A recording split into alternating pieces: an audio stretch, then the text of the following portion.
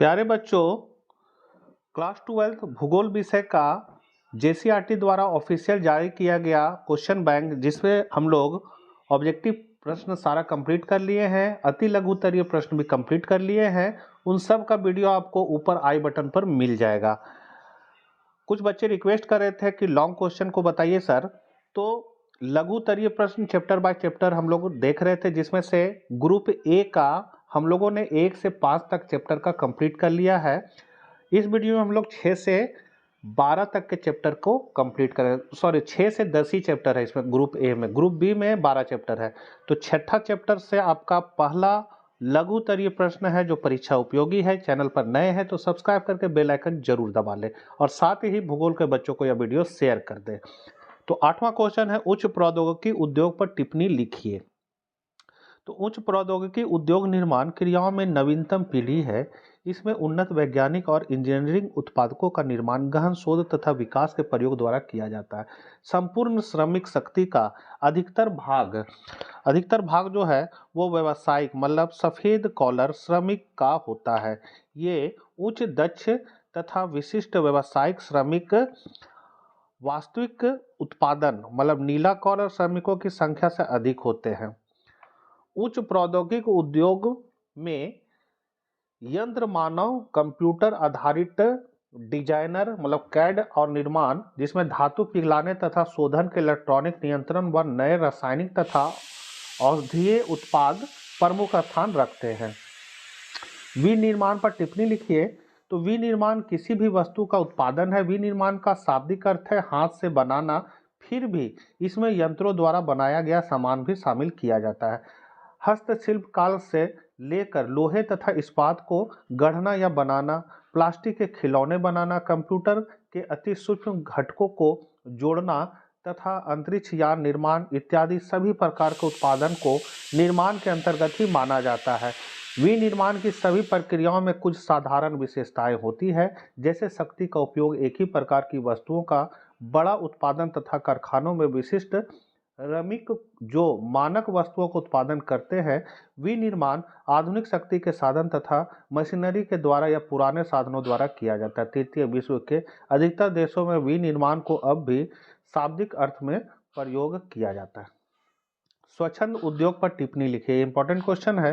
स्वच्छंद उद्योग व्यापक विविधता वाले स्थानों में स्थित होते हैं या किसी विशिष्ट कच्चे माल जिनके भारत में कमी हो रही है अथवा नहीं पर निर्भर नहीं रहते हैं। यह उद्योग संगठक पुर्जों पर निर्भर रहते हैं जो कहीं से भी प्राप्त किए जा सकते हैं। इसमें उत्पादन कम मात्रा में होता है एवं श्रमिकों की भी कम जरूरत होती है। साधारणतः ये उद्योग प्रदूषण नहीं फैलाते हैं। इनके स्थापना में महत्वपूर्ण कारक सड़कों के द्वारा अभिगम्यता होती है। उत्पादों के स्वरूप के आधार पर उद्योगों का वर्गीकरण कितने प्रकार से किया जा सकता है। तो पहला है आधारभूत उद्योग। तो इन उद्योगों में उत्पादित उत्पादों का प्रयोग अन्य प्रकार के उत्पादन प्राप्त करने में किया जाता है, अर्थात उद्योग जिनके उत्पाद को अन्य वस्तुएं बनाने के लिए कच्चे माल के रूप में प्रयुक्त किया जाता है उन्हें आधारभूत उद्योग कहा जाता है। जैसे लौह इस्पात उद्योग, सूती वस्त्र उद्योग। ख है उपभोग वस्तु निर्माण उद्योग। इस प्रकार के उद्योगों में वस्तुओं का उत्पादन सीधे उपभोग के लिए किया जाता है। जैसे वस्त्र, तेल, बिस्कुट, चाय, कागज, रेडियो, टेलीविजन आदि। कच्चे माल के आधार पर उद्योगों का वर्गीकरण करें। तो इसमें है कृषि आधारित उद्योग, इसका डिटेल आप लोग देख लीजिए। दूसरा है रसायन आधारित, तीसरा है वन आधारित उद्योग, चौथा है रसायन आधारित उद्योग। 7वां चैप्टर है तृतीय चतुर्थ क्रियाकलाप। तो इसमें पहला क्वेश्चन है फुटकर व्यापार सेवा को स्पष्ट कीजिए। तो फुटकर व्यापार सेवा वह क्रियाकलाप है जिसमें उपभोक्ताओं को वस्तुओं व उत्पादों का विक्रय प्रत्यक्ष रूप से किया जाता है। अधिकांश फुटकर व्यापार सेवा वस्तुओं तथा उत्पादों के विक्रय के उद्देश्य स्थापित प्रतिष्ठानों एवं भंडारों से संपन्न होता है, किंतु कुछ फुटकर व्यापार सेवा भंडार रहित तो होते हैं, जैसे द्वार से द्वार, इंटरनेट के माध्यम से खरीदारी, फेरी आदि। चतुर्थ सेवाओं का वर्णन कीजिए। तो चतुर्थ क्रियाकलाप अनुसंधान और विकास पर केंद्रित होते हैं। यह एक ज्ञानोन्मुख सेवा क्षेत्र है जिसमें सूचनाओं का संग्रहण, उत्पादन और प्रकीर्णन आदि कार्य सम्मिलित होते हैं। चतुर्थ क्रियाकलाप के अंतर्गत शिक्षा, शोध, वित्त, कानून और संचार से जुड़ी आर्थिक गतिविधियों को सम्मिलित किया जाता है। चतुर्थ क्रियाकलाप विशिष्टीकृत ज्ञान, प्रौद्योगिकी, कुशलता और प्रशासनिक सामर्थ्य से संबंधित सेवाओं के रूप में जाने जाते हैं। तीसरा है विश्व में चिकित्सा पर्यटन के क्षेत्र में तेजी से उभरते हुए देशों के नाम लिखिए। तो चिकित्सा पर्यटन, जब किसी व्यक्ति विशेष के द्वारा किसी अन्य देश की यात्रा मूल रूप से चिकित्सा या उपचार के उद्देश्य से किया जाता है तो उसे चिकित्सा पर्यटन कहते हैं। वर्तमान में चिकित्सा पर्यटन के क्षेत्र में भारत अग्रणी देश बनकर उभरा है। भारत के अलावा चिकित्सा पर्यटन के क्षेत्र में सिंगापुर, मलेशिया, जापान, चीन, थाईलैंड और एशियाई देश महत्वपूर्ण स्थान रखते हैं। चिकित्सा पर्यटन हेतु अन्य लोकप्रिय देश कनाडा, यूनाइटेड किंगडम, ऑस्ट्रेलिया आदि हैं। फिर अंकीय विभाजन क्या है? तो सूचना और संचार प्रौद्योगिकी पर आधारित विकास से मिलने वाले अवसरों का वितरण पूरे ग्लोब पर समान रूप से वितरित है। वास्तव में विकसित देश अपने नागरिकों को सूचना और संचार प्रौद्योगिकी तक पहुंच बनाने और उसके लाभ उपलब्ध करा पाने में आगे निकल गए, जबकि विकासशील देश पिछड़ गए। इसी अंतर को अंकीय विभाजन या डिजिटल डिवाइड कहा जाता है। वैश्विक नगर क्या है? 3 वैश्विक नगरों के नाम लिखिए। तो ऐसे नगर तथा महानगर जो अंतर्राष्ट्रीय स्तर पर वृहत व्यापारिक केंद्र के रूप में उभरे हैं और अंतर्राष्ट्रीय अर्थव्यवस्था में महत्वपूर्ण स्थिति रखते हैं, वैश्विक नगर कहलाते हैं। जैसे New York, London, Chicago, Los Angeles, Seoul, Sydney, Shanghai आदि विश्व के प्रमुख वैश्विक नगर हैं। चतुर्थ क्रियाकलाप क्या है? तो यह सेवा सेक्टर का ज्ञानोन्मुखी भाग है जिसमें उच्च बौद्धिक व्यवसाय सम्मिलित है, जैसे शिक्षा, शोध, प्रबंध, नियोजन आदि। इस सेवा सेक्टर से जुड़े लोगों का दायित्व चिंतन, शोध और विकास के नए विचार देना होता है। तृतीय क्रियाकलाप से आप क्या समझते हैं? तो इस आर्थिक गतिविधि के अंतर्गत वस्तुओं का उत्पादन नहीं होता बल्कि अमूर्त सेवाएं प्रदान की जाती है। तृतीय क्रियाकलाप के अंतर्गत व्यापार, वाणिज्य, परिवहन, संचार तथा विभिन्न व्यक्तिगत व व्यावसायिक सेवाओं से संबंधित गतिविधियों को सम्मिलित किया जाता है। पंचम क्रियाकलापों से आप क्या समझते हैं? तो आर्थिक गतिविधि में इन क्रियाकलापों का स्थान उच्चतम होता है। पंचम क्रियाकलापों में संलग्न व्यक्ति सर्वोच्च पदों पर आसीन होते हैं और महत्वपूर्ण निर्णय लेने व नीतियों के निर्माण का कार्य करते हैं। ये व्यवसाय तृतीय क्रियाकलापों का एक और विकसित उपविभाग है जिसमें वरिष्ठ तथा श्रेष्ठ व्यावसायिक अधिकारियों, प्रशासनिक अधिकारियों, अनुसंधान वैज्ञानिकों, वित्त एवं विधि परामर्शदाताओं को शामिल किया जाता है। ये सभी लोग विश्व में उच्चतम वेतन और मनचाही सुविधाओं वाली कुशलताओं का प्रतिनिधित्व करते हैं। इस वर्ग के अधिकारियों को स्वर्ण कॉलर कर्मी कहा जाता है। आवधिक बाजार से आप क्या समझते हैं? तो यह ग्रामीण बाजार केंद्र का ही भाग है। जिन ग्रामीण क्षेत्रों में नियमित बाजार नहीं होते अर्थात अस्थायी विपणन केंद्रों की उपलब्धता नहीं होती, उन क्षेत्रों में विभिन्न कालिक अंतरालों पर स्थानीय आवधिक बाजार लगाए जाते हैं। यह बाजार साप्ताहिक या पाक्षिक होते हैं, पाक्षिक मतलब 15 दिन पर, तथा आसपास के ग्रामीण इलाकों की आवश्यकताओं को पूरा करते हैं। यह बाजार निश्चित तिथि पर लगते हैं और एक स्थान से दूसरे स्थान पर लगते ही रहते हैं, जिससे दुकानदार सभी दिन व्यस्त रहते हैं और विस्तृत क्षेत्र को सेवा प्रदान करते हैं। 8वां चैप्टर है पर्वतों, मरुस्थलों तथा बाढ़ संभावित प्रदेशों में स्थल परिवहन की क्या क्या समस्याएं हैं? तो ये समस्याएं निम्नलिखित है। पहला है पर्वत, मरुस्थल तथा बाढ़ संभावित क्षेत्रों में सड़कों तथा रेल मार्गों के निर्माण व रख रखाव में काफी लागत आती है। पर्वतीय क्षेत्रों में तीखे ढलान के कारण सड़क मार्ग तथा रेल मार्ग का निर्माण एक दुष्कर कार्य होता है। मरुस्थलीय प्रदेशों में रेतीली भूमि के कारण स्थल मार्गों का निर्माण कठिन है। साथ ही रेतीली हवाओं के कारण इनके रख रखाव का खर्च भी अधिक है। बाढ़ प्रभावित प्रदेशों में बाढ़ के कारण स्थल मार्गों व रेल मार्गों का क्षतिग्रस्त होना एक प्रमुख समस्या है। पार महाद्वीपीय रेल मार्ग क्या होता है? तो पार महाद्वीपीय रेल मार्ग उन्हें कहते हैं जो एक पूरे महाद्वीप में विस्तृत होते हैं और इसके एक छोर को दूसरे छोर से जोड़ते हैं। ये रेल मार्ग आर्थिक एवं सामाजिक कारणों से विकसित किए जाते हैं जो उस महाद्वीप में आवागमन एवं व्यापार को प्रोत्साहित करते हैं। प्रमुख पार महाद्वीपीय रेल मार्ग पार साइबेरियन रेल मार्ग, पार कैनेडियन रेल मार्ग, ऑस्ट्रेलियाई पार महाद्वीपीय रेल मार्ग आदि हैं। जल परिवहन के क्या लाभ है? तो पहला है, परिवहन के समस्त साधनों में से जल परिवहन सबसे सस्ता है। बृहत अंतर्राष्ट्रीय आपात आयात निर्यात हेतु जल परिवहन सर्वश्रेष्ठ माध्यम है।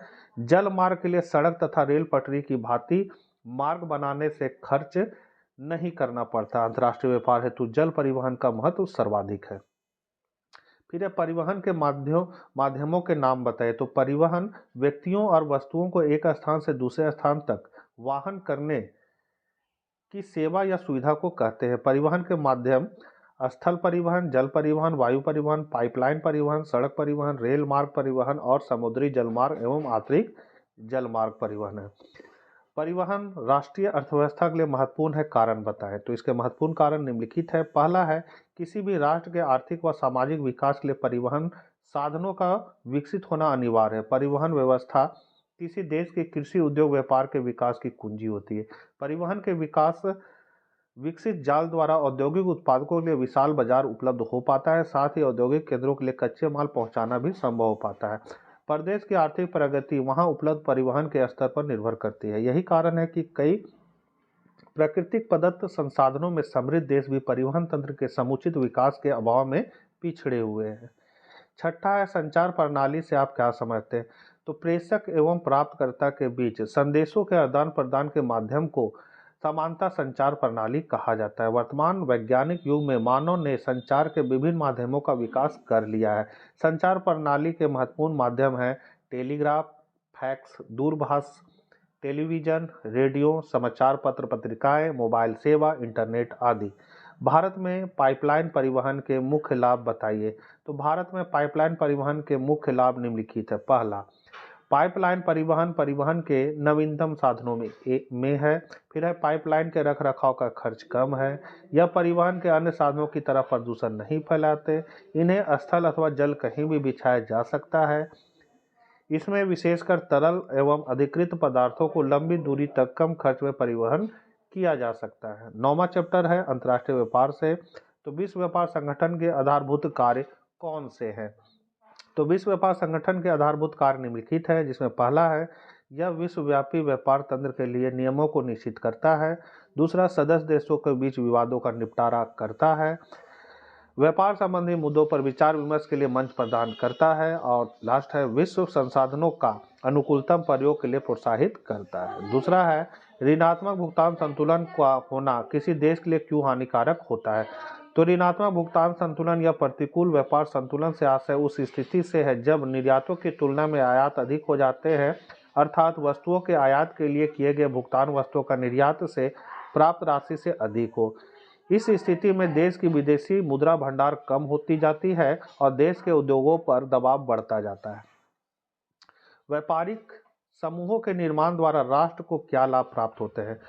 तो निम्नलिखित लाभ है। पहला, विभिन्न आवश्यकताओं और उद्देश्यों की समानता के लिए देशों के समूह लाभ पूर्ण व्यापार हेतु संगठनों का निर्माण करते हैं।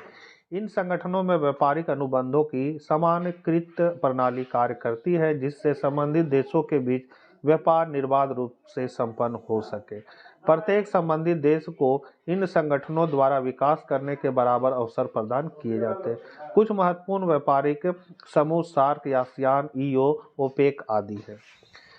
मुक्त व्यापार से क्या समझते हैं? इसके गुण दोष बताएं। तो जब दो देशों के बीच व्यापारिक बाधाएं हटा दी जाती है तो उसे मुक्त व्यापार या व्यापार उदारीकरण कहा जाता है। मुक्त व्यापार हेतु सीमा शुल्क को पूर्ण रूप से समाप्त या कम किया जाता है, साथ ही अन्य व्यापारिक बाधाओं का निराकरण किया जाता है। इसका गुण है, मुक्त व्यापार में घरेलू उत्पादों एवं सेवाओं को अंतर्राष्ट्रीय प्रतिस्पर्धा मिलती है और दूसरा, व्यापार एवं उत्पादन की गुणवत्ता में वृद्धि होती है। इसके दोष है, मुक्त व्यापार द्वारा विकसित देश अपने उत्पादकों को कम दामों पर बड़ी मात्रा में अविकसित तथा विकासशील देशों को भेजते हैं, जिससे वहां के उद्योग बंद हो जाते हैं।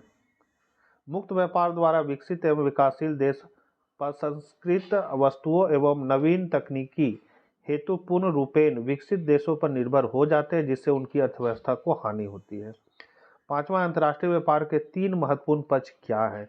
तो दो देशों के बीच वस्तु और सेवाओं के क्रय विक्रय को अंतर्राष्ट्रीय व्यापार कहते हैं।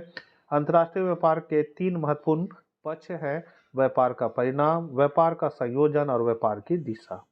व्यापार संतुलन से क्या समझते हैं, इसके प्रकारों को स्पष्ट कीजिए। तो दो या दो से अधिक देशों के मध्य निश्चित समय में होने वाले आयात निर्यात के अंतर को व्यापार संतुलन या व्यापार शेष कहते हैं। अर्थात किसी देश का व्यापार संतुलन वह संबंध है जो एक निश्चित समयावधि में उसके आयात तथा निर्यात के मूल्यों के बीच पाया जाता है। व्यापार संतुलन दो प्रकार का होता है, ऋणात्मक या प्रतिकूल व्यापार संतुलन, जिसमें प्रतिकूल व्यापार संतुलन से आशय उस स्थिति से है जब निर्यातों की तुलना में आयात अधिक हो। दूसरा है धनात्मक या अनुकूल व्यापार संतुलन, तो इसमें होगा अनुकूल व्यापार संतुलन से आशय उस स्थिति से है जब आयात की तुलना में निर्यात अधिक हो। सातवां, अंतर्राष्ट्रीय व्यापार में डंपिंग से क्या समझते हैं। तो जब कोई देश या फर्म अपने घरेलू बाजार में किसी उत्पाद की कीमत से कम कीमत पर उस उत्पाद का निर्यात करती है तो इसे डंपिंग कहा जाता है। इससे आयातित देश में उसके उत्पाद की कीमत प्रभावित होती है और स्थानीय विनिर्माण उद्योगों को हानि पहुंचती है। अंतर्राष्ट्रीय व्यापार की आवश्यकता क्यों है, तो इसके पीछे निम्न कारण है। पहला है, विश्व में विभिन्न देशों के बीच प्राकृतिक संसाधनों का असमान वितरण मिलता है जो अंतर्राष्ट्रीय व्यापार को आवश्यक बनाता है। अलग अलग देशों में उत्पादन के विभिन्न कारक जैसे पूंजी, प्रौद्योगिकी, कच्चे माल की उपलब्धता, सस्ते एवं कुशल श्रमिकों की उपलब्धता आदि में अंतर दिखाई देती है, जो स्थान विशेष को वस्तु विशेष के उत्पादन हेतु अनुकूल बनाता है, जिससे वे कम लागत पर वस्तुओं का उत्पादन कर पाते हैं और अंतर्राष्ट्रीय व्यापार को बढ़ावा मिलता है। अंतर्राष्ट्रीय व्यापार के प्रकार कौन कौन से हैं, तो पहला है द्विपार्श्विक व्यापार। इसमें होगा कि देशों द्वारा एक दूसरे के साथ किया जाने वाला व्यापार द्विपार्श्विक व्यापार कहलाता है। यह विभिन्न समझौतों द्वारा आपस में निर्दिष्ट वस्तुओं के व्यापार के लिए सहमत होते हैं। और दूसरा है बहुपार्श्विक व्यापार, तो बहुत से देशों के साथ किया जाने वाला व्यापार बहुपार्श्विक व्यापार कहलाता है। 10वां है अवस्थिति के आधार पर पतनों की व्याख्या कीजिए। तो अंतर्राष्ट्रीय पतन है और बाह्य पतन है, इसका आप डिटेल देख लीजिए। लास्ट चैप्टर है ग्रुप ए का मानव अधिवास या बस्तियां। तो आप बस्ती को कैसे परिभाषित करेंगे, तो इसका डिटेल आप लोग देख लीजिए बच्चों, वीडियो बहुत लंबा हो रहा है। स्थान मतलब साइट या स्थिति के मध्य अंतर स्पष्ट करें, तो ये अंतर है। वीडियो को रोक के आप देख सकते हैं, लिख लीजिए। ये सभी ऑफिशियल जेसीईआरटी द्वारा दिया गया है जो आपके लिए परीक्षा उपयोगी है, और आंसर भी वहीं से जारी किया गया है, मतलब क्वेश्चन और आंसर दोनों साथ में ही दिया गया था जो आप लोगों को बता रहा हूँ। तीसरा, बस्तियों के वर्गीकरण के क्या आधार है, तो इसका डिटेल आप लोग देख लीजिए बच्चों। ग्रामीण बस्तियों की समस्याओं का संक्षेप में वर्णन कीजिए। अवैध बस्ती की 3 विशेषताओं की विवेचना कीजिए।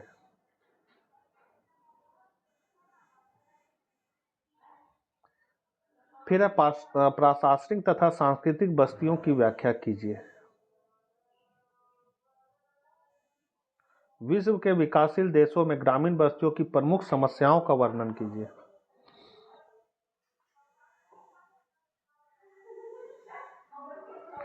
मानव भूगोल में मानव बस्तियों के अध्ययन का औचित्य बताएं। उपनगरीकरण से क्या अभिप्राय है।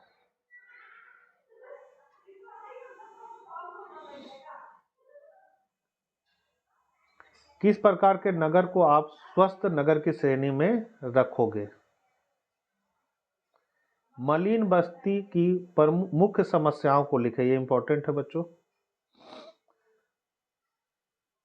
फिर है प्रशासनिक नगर किसे कहा जाता है। विश्व में बढ़ते हुए नगरीकरण के कारण हमें किन समस्याओं का सामना करना पड़ रहा है। तो ये कंप्लीट आपका ग्रुप ए हो गया जो जेसीईआरटी द्वारा जारी किया गया था। मिलते हैं हम लोग नेक्स्ट वीडियो साथ। जय हिंद, जय भारत।